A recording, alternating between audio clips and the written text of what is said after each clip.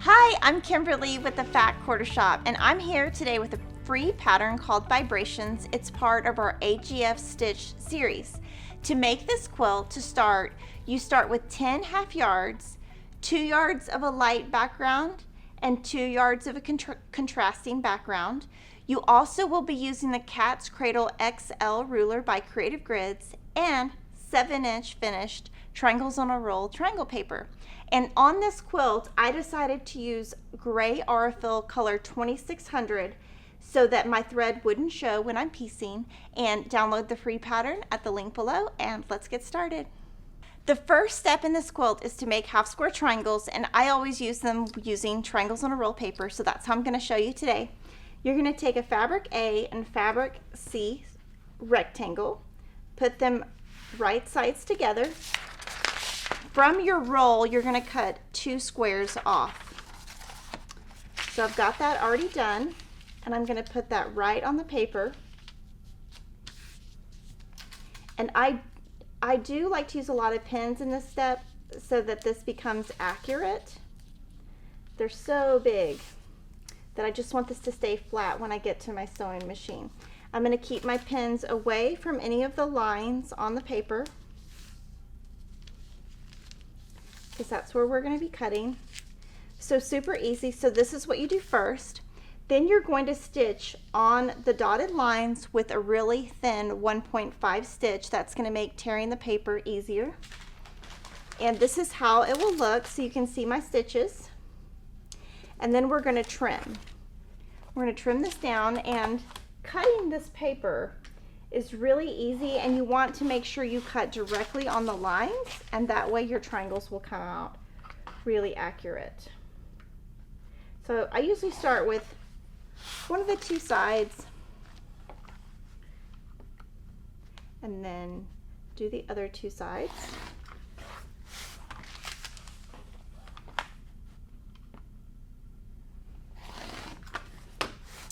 And then I'm going to cut my squares apart.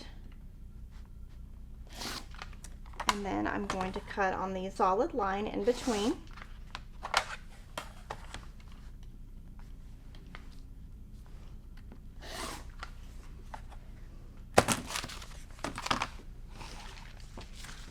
And then to pull your paper off, you will crease it, and then it will just pull right off. And then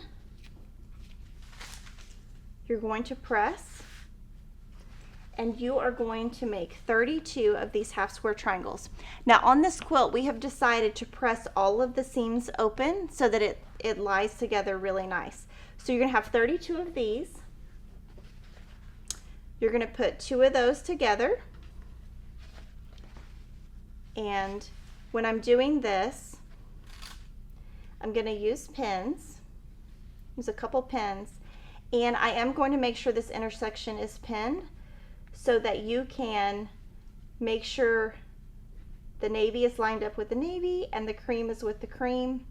Put a pin there so that when you sew, it's going to be really nice and accurate. And this is how your top diamond will look, and you are going to make 15 of these. 2 of the half square triangles we made in the previous step we're not going to be using. Let's move to the next step. Now this step is a lot easier. You're going to take a fabric F square and a fabric E rectangle, put them together and stitch a 1/4 inch seam. It's going to look like this, and you're going to make 60. Then you're going to take another one with all different fabrics and make sure the intersections don't line up. Stitch a 1/4 inch seam, and you're going to make 30 of these. Now we're going to have fun using the Creative Grids Cat's Cradle XL ruler. You're going to take a fabric D rectangle and the unit you just made and just put them right sides together. Then you're going to take your Cat's Cradle ruler, and there are 2 notes that say place on seam line. So you're just going to place it there, and when we pressed open, it made it super easy to see that. I'm going to use a friction pin. It will disappear with heat later, and I'm going to just draw a line. I'm going to do that on the other side also. So again, place on seam line. And we're going to draw that line. And then I will put 2 pins